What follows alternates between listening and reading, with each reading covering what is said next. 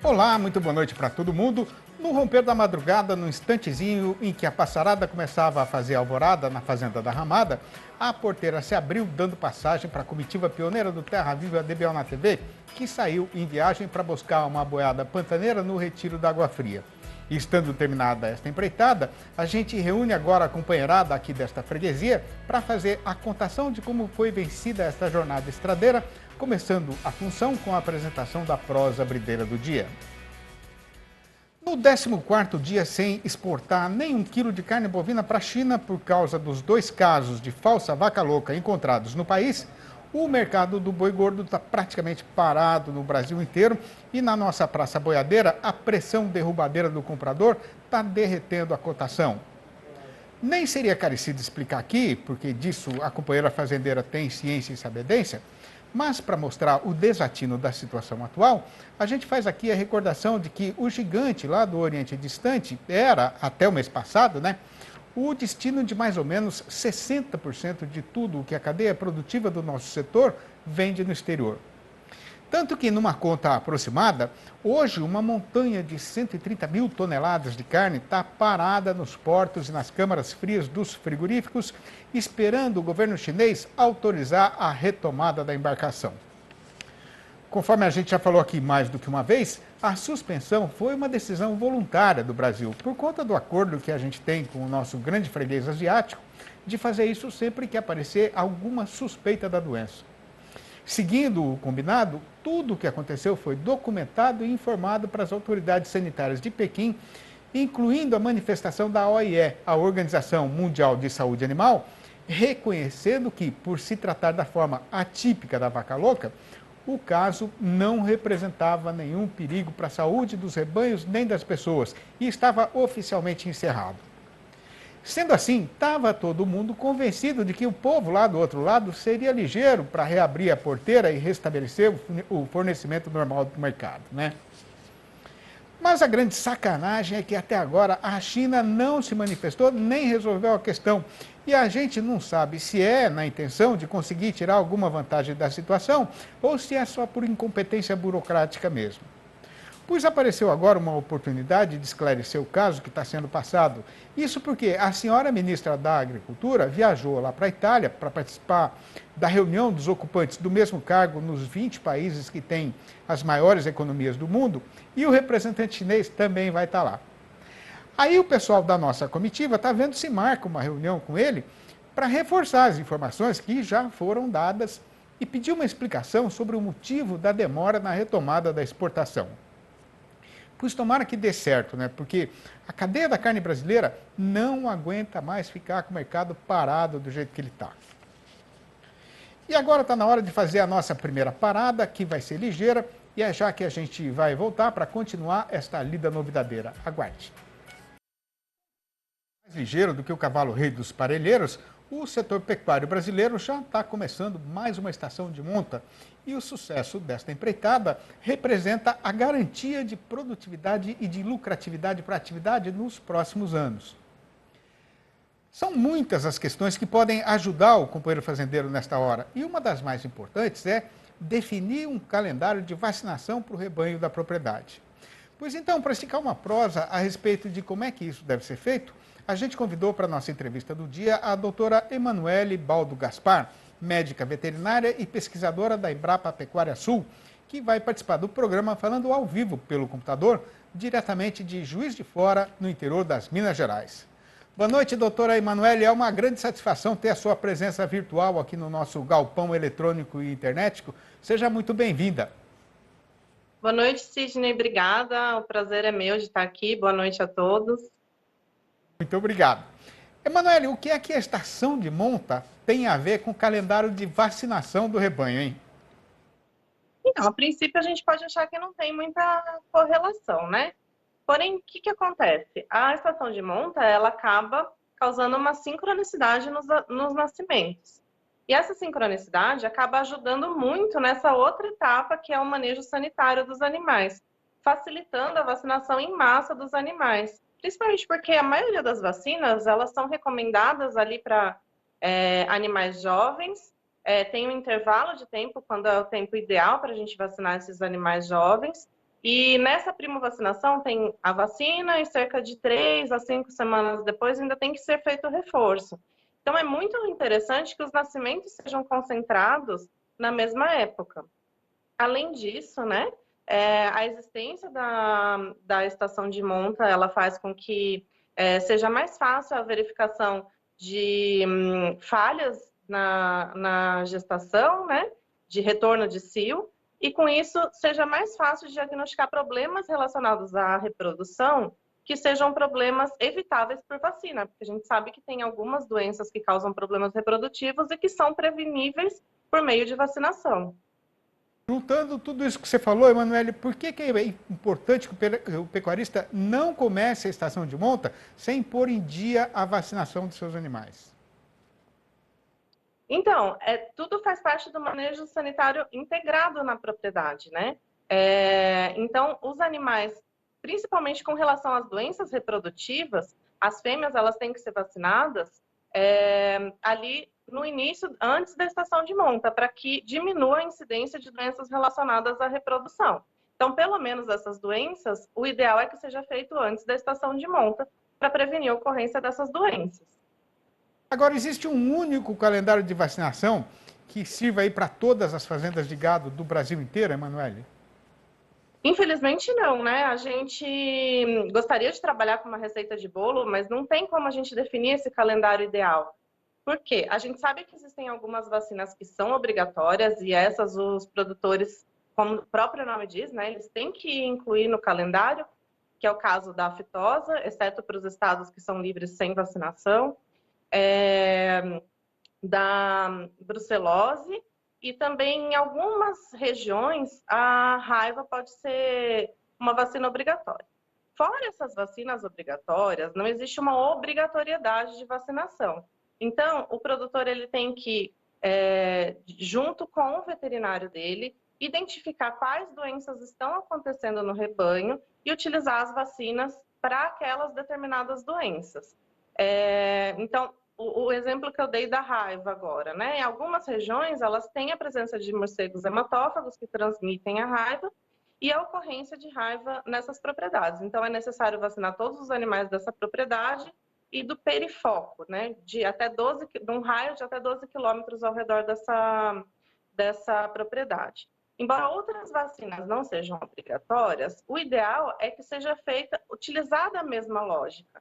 Então, toda vez que um proprietário sabe que está ocorrendo uma determinada doença em sua propriedade, se essa doença tiver vacina contra essa doença, o ideal é que ele passe a usar.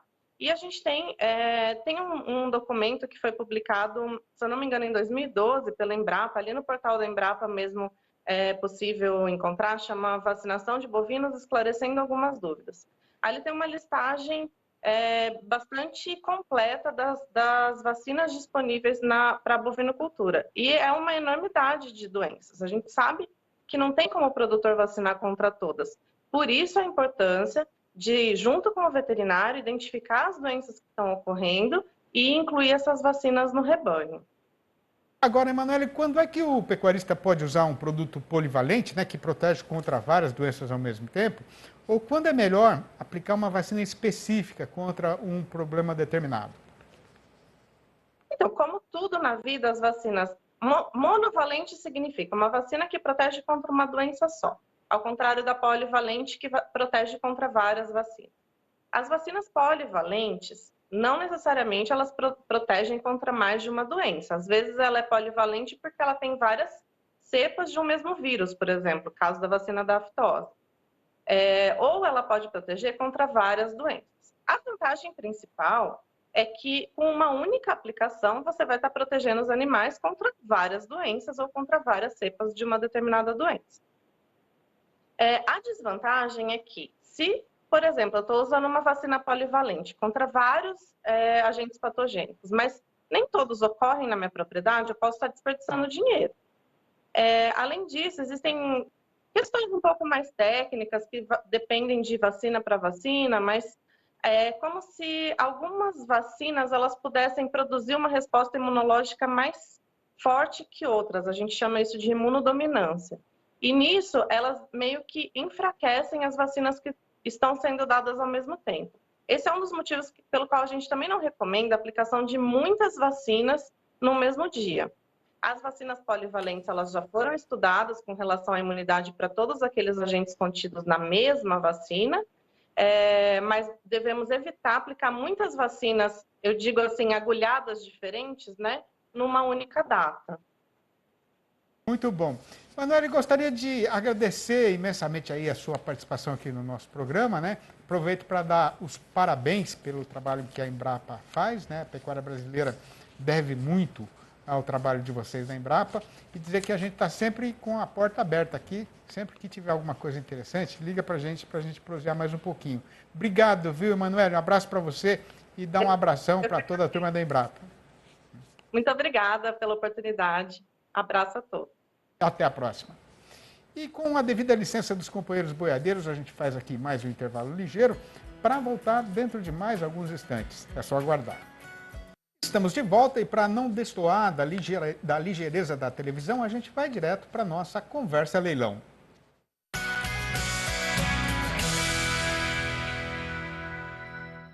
Hoje, a partir das 8h35 da noite, o Terra Viva transmite o 9º leilão virtual de touros Nelore R-San. Serão ofertados touros Nelore PO e sobre o evento eu converso agora com o Rogério Santana, titular da Nelore R-San. Muito boa noite, Rogério. Muito obrigado por você fazer o leilão aqui com a gente. É uma satisfação ter você aqui no programa.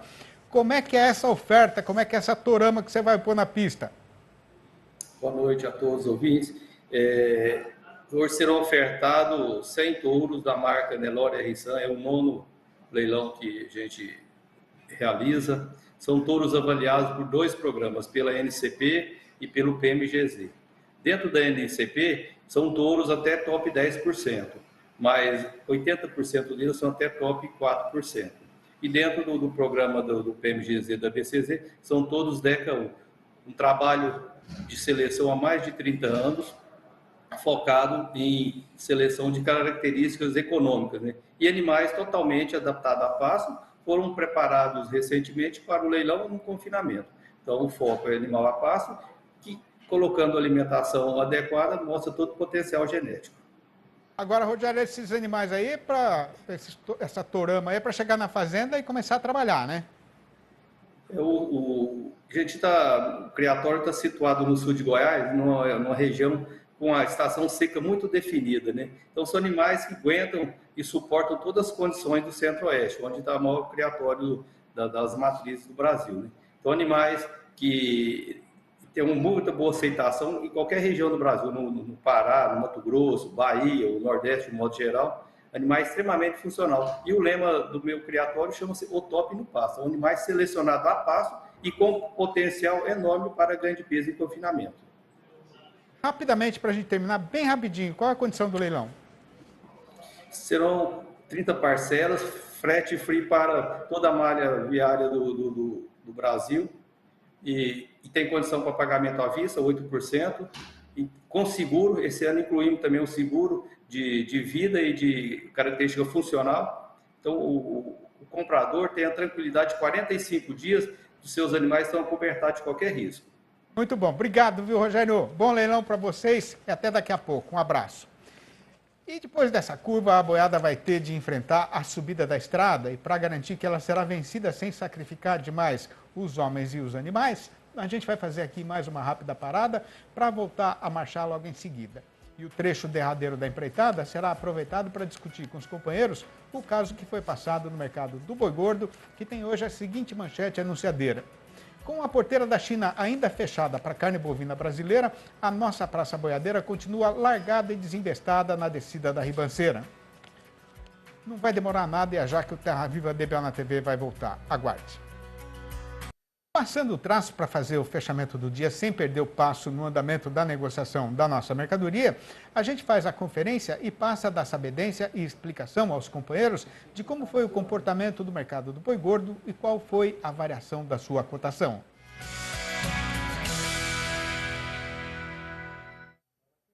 O que a gente mais queria para arrematar a quinta-feira era passar para os companheiros e companheiras fazendeiros e fazendeiras do país inteiro a notícia alvissareira de que a arroba subiu porque a China reabriu a porteira do seu mercado para a carne bovina brasileira, né? Mas, para nossa tristeza, nada disso aconteceu e o que tem para ser contado é que a exportação continua fechada, a nossa praça boiadeira está praticamente parada e a cotação da nossa mercadoria está numa fraqueza tal que chega até a doer no coração do vivente. Por conta disso, mais uma vez a gente vai ter de correr com o serviço para poder fazer o nosso comentário caber no tempo reservado para a recitação deste noticiário. Pois então, no balanço do dia da Scott Consultoria, foram apuradas mudanças nas cotações em 20 das 32 regiões pesquisadas em todo o Brasil, sendo que o preço caiu em 19 delas e só em uma única e solitária o vento bateu na direção contrária. Em Barretos e em Araçatuba, aqui em São Paulo, o macho foi derrubado para R$ 297,50 e a fêmea para R$ 280,50, a prazo e livre do fundo rural. No Triângulo Mineiro, o boi desceu para R$ 295,50 e a vaca para R$ 275. No sul das Minas Gerais, o macho voltou para R$ 287,50 e a fêmea para R$ 276. No norte do estado, a vaca escorregou para R$ 279,50. Em Goiânia, a capital do Goiás, o boi piorou para R$ 285,50. No sul goiano, o macho caiu para R$ 288,50. No norte do Tocantins, o boi está saindo por R$ 282,50 e a vaca por R$ 275. No sul do estado, a fêmea vale só R$ 277. Em Campo Grande, a capital de Mato Grosso do Sul, o boi recuou para R$ 299,50 e a vaca para R$ 286,50. Em Três Lagoas, o macho tropeçou para R$ 289,50. Em Cuiabá, capital de Mato Grosso, os preços novos são R$ 279,50 para o boi e R$ 269 para a vaca. No sudoeste do estado, o macho se largou para R$ 281,50 e a fêmea para R$ 273. Na região sudeste, o boi foi rebaixado para R$ 280,50 e a vaca para R$ 272. No norte mato-grossense, a maior oferta da praça é R$ 282,50 pelo macho e R$ 275 pela fêmea. No sudeste da Rondônia, o boi descambou para R$ 278 e a vaca para R$ 270. Em Paragominas, no Pará, quem quiser vender macho vai pegar só R$ 286,50. No Rio de Janeiro, a machadada dada pelo comprador no mercado cortou o boi para R$ 294,50 e a vaca para R$ 281,50. No noroeste do Paraná, o tombo foi só da vaca, que está sendo falada a R$ 283,50. No oeste de Santa Catarina, que continua tendo a arroba mais cara do Brasil, o valor do macho diminuiu para R$ 321 e o da fêmea para R$ 292,50. E tendo deixado a única notícia boa do dia para a parte derradeira da função, fica então a companheira fazendeira informada de que o caso de alta foi registrado no estado de Alagoas, onde o boi subiu sozinho para R$ 296,50. Não foi por ilusão nem vaidade que a nossa pionada se dispôs a enfrentar essa empreitada por aquelas terras pioneiras do Alto Sertão brasileiro. Do ponteiro ao último boiadeiro, quem abraçou a nossa bandeira e entrou nesse eito foi por trazer no peito a certeza de ter como obrigação mostrar com a clareza requerida a novidade que estava sendo acontecida lá longe da cidade e o tamanho da nossa capacidade de construir o alicerce de uma nação renovada e fortalecida. Estas prosinhas rimadas que eu fiz para recordar e celebrar a nossa cultura sertaneja estão publicadas no meu livro Versinhos de Caipira Inteirou os Quatro, que está à disposição dos companheiros do Brasil inteiro. Para saber como fazer para ser possuidor de um exemplar, o amigo boiadeiro e a amiga fazendeira podem ligar diretamente para mim, no meu telefone particular, que é 11 98224 1807. Ou mandar um e-mail para sidneymaschio@uol.com.br ou ainda campear o meu nome lá no Facebook. E a serventia do verso recitado é de anunciar nossa despedida do povo desta freguesia. Mas antes de ganhar o chão do estradão, a gente já deixa a volta do Terra Viva DBO na TV combinada e aprazada para amanhã, às 6h30 da manhã e às 7h25 da noite. Um abraço para todo mundo e até a vista então.